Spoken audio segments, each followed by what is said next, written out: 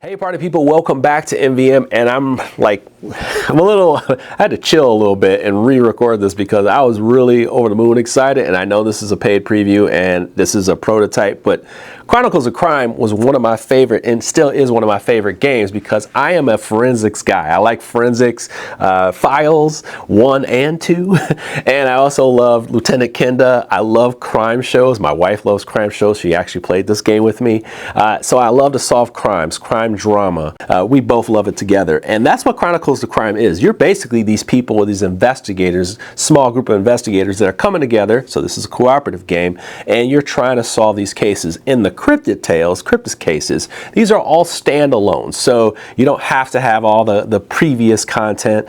Chronicles of Crime has a ton of content right now. There's so many cases in the regular base game app. You're also going to have, there was also some different themes back in the day. They had like a Stranger Things type thing. They had 2400, they had 1900, they had noir, they had a whole bunch of different themes, and with those came different mechanics because of course you're in different time, right? You're in different times.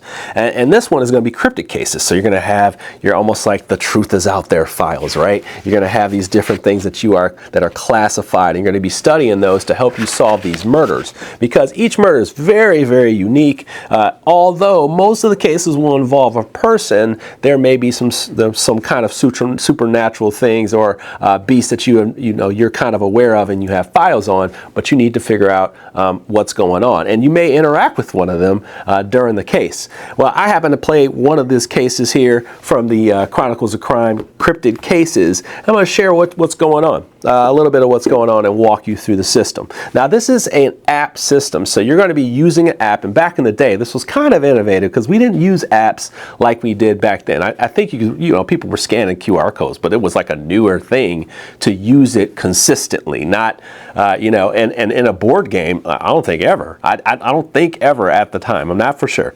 But you're going to be using this app to scan different locations and interact with people to help solve the case and just talk with them and also investigate the area, which we're going to get into, which is one of the big things that got me into the game back in the day. But anyway, you're going to go ahead and get the app here. The app is going to have you click on it right there. It's going to have the case. There's usually some easy, medium, hard ones. They take about an hour or so, and you can honestly play this game with, by yourself, with as a couple, or you can play it with a group of friends. I mean, honestly, it probably says 1 to 4, but it can be played with as many people as you want because you're trying to solve a crime. And you don't need multiple apps. You would just use one device and move forward. All right, so I'm going to go here and I'm just going to start a case. So what it's going to do is start me in a home location. I'm going to go ahead and pull you down here. So what you're going to have is this home location you start in. You're going to have your lead person here. So like this person here, they're going to be there. This kind of sets the scene. It does a really good job of writing things. And by the way, let's just come back up here. It's going to be hard for me to pull back a little bit because this is exciting. When I found out about this, I was like a little too excited because I like to solve crimes. And here we are back in this world. I thought the writing was awesome. This writing was, I enjoy what I played so far. So it seems like the writing's on par with what this is. And of course the theme, yes. Okay. Back to it. So we have our hotel here. We're hanging out in our hotel, and this is where you can solve the crime. This is where you can rest. This is where you can kind of go back and forth and talk with people on your team about things. And as you can see, I have my card here for my boss here. And what we're going to do is we're going to interact with her. And when we interact with people, all we do is hover our phone over this and we scan like so. All right, so I scan over her, and now I'm talking with her, and she'll give me some information. She'll tell me different things. You're going to be clicking through this, and it's going to tell you different things that are going on. Specifically, now it starts to tell me some new equipment that I have. I have this thing called the neutralizer. And like I said, every box has different types of stuff. These are standalone boxes. So in this standalone box, you're going to have the neutralizer. The neutralizer is used to basically shoot at some of these cryptids that are in here, and you're going to get some results. Now, inside of this file, I'm just going to tell you this now, inside of this file, and I'll go back to it, are the different cryptids that are in here. It's going to give you a host of information about about potential cryptids, but it's also going to tell you just details that are going on, and details through history, possible weaknesses, possible things that will happen when you use this machine against them. So when you use the neutralizer, you may find out what some of the results might be. Okay, so you got this new tool over here.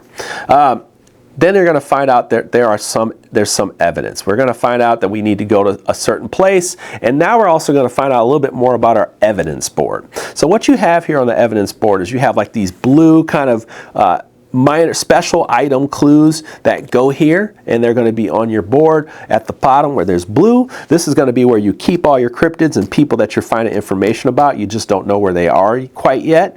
And then you also have the evidence that you find during the case out here as well. Some of these are going to be things that you discover as you scan environments and things like that. Once again, there's going to be some really cool stuff when it gets to that part. All right, so then we have that. It tells us, and this app tells us exactly where to put it, in the blue or the red. It's a special item. It's going to go there.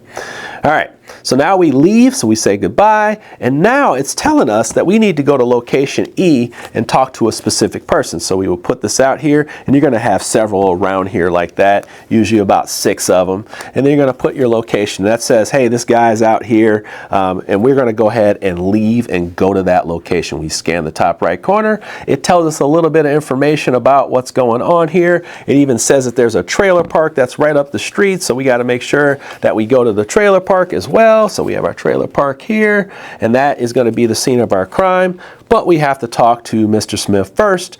He says that the murder is happened here, and we're going to have this guy here, and that's the dad. I'm not going to give you a full flip of the case, but just to give you an idea how things progress in this game.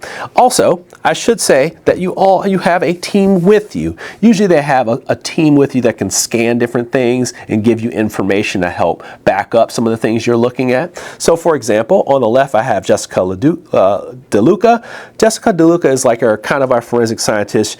You take evidence that you see at a scene of a crime, you scan it, and then you have her look at something that you scan, and she'll tell you information about it. So let's say, hey, I have this special item here with some ritual items. I'll have her scan those, and she'll go, hey, this is made here or whatever. Or after looking at these photos and cameras, there's a picture of X, Y, and Z. So she gives you a little bit further details of stuff. Now, Christian Jefferson is very, very interesting and kind of falls in line with the theme that we have here. Christian Jefferson is a medium. So he goes and he like falls asleep, and then he tells you like all these different things that are going on in the area, things like visions that he sees of the future or past things, or just like weird fishy stuff about a person.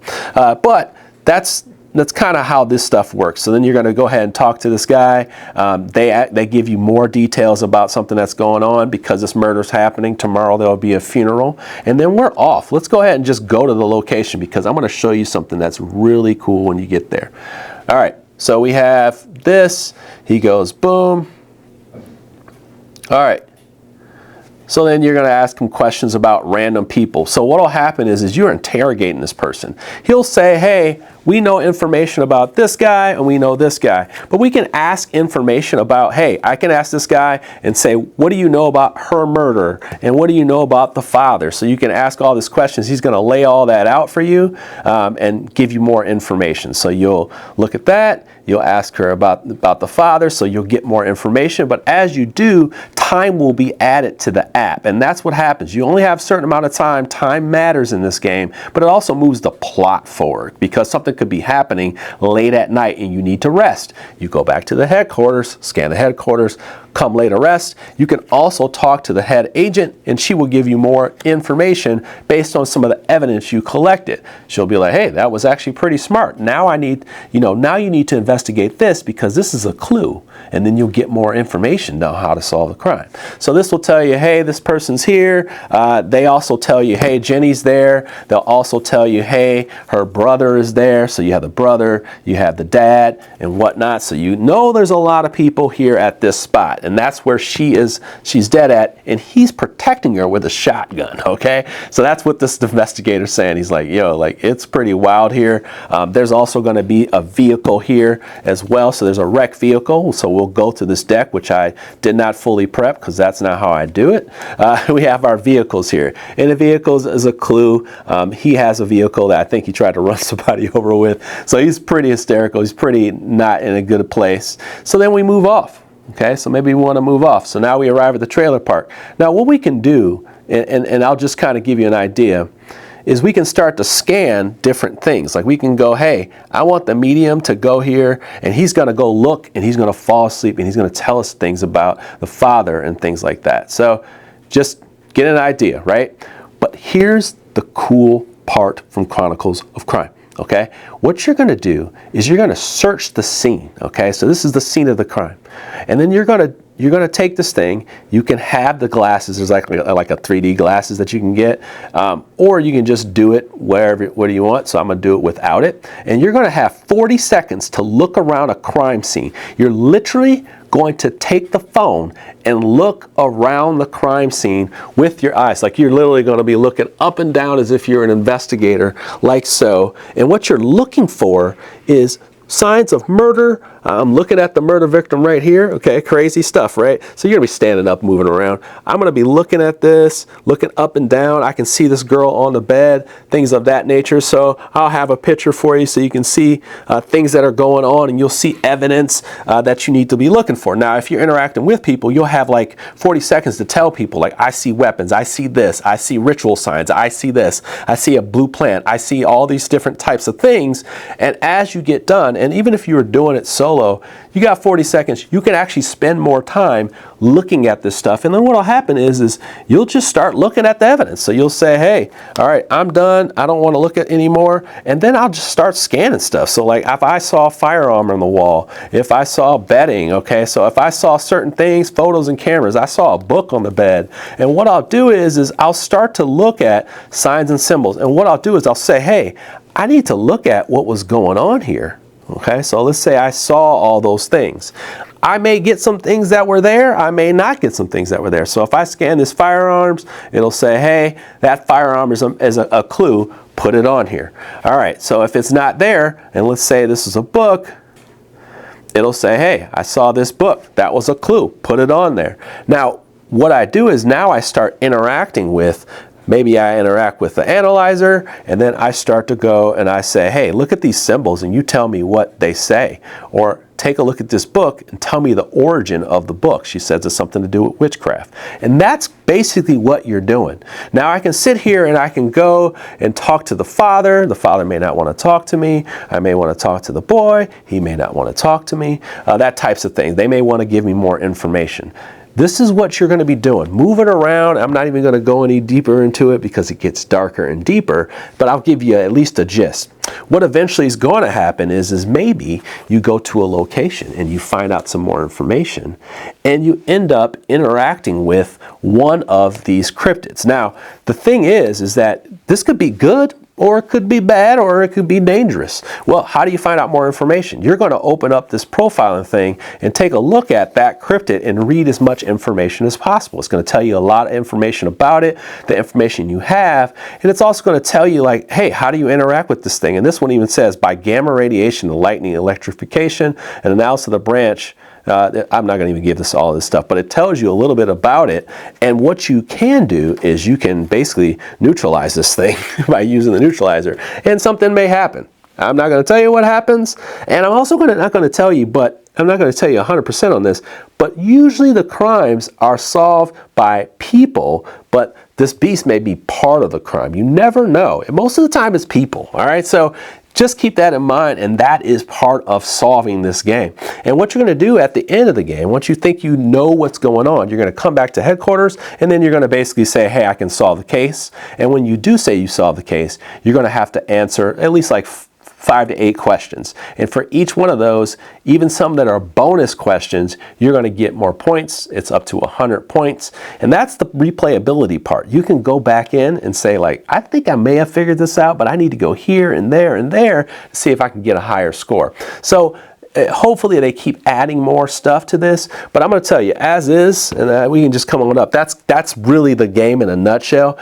As is, this is, I believe that Chronicles of Crime is something special because it tells stories, it tells dark stories in a way that's memorable, and it also it makes you feel smart when you figure it out. All right, so it's just a more exciting experience, a deeply thematic experience, and I don't really mind scanning stuff. I think when I was back then, I was actually kind of getting tired of it, but now it's like we're so used to scanning everything and QR code and everything. It's nothing to me right now, and I played this case 3 times. So there you go. All right, so hopefully I helped you make an informed decision. Just remember these are standalones, but I can't tell you what to do with your money. As you can tell, I'm hype. You probably know what I'm gonna do. So if you have any questions, let me know in the comments below. Maybe Lucky Duck will come in and let you know some stuff, a little more information. But with that, party people, I hope to help you make an informed decision. You take care, have a wonderful day. Thank you for joining me on MVM.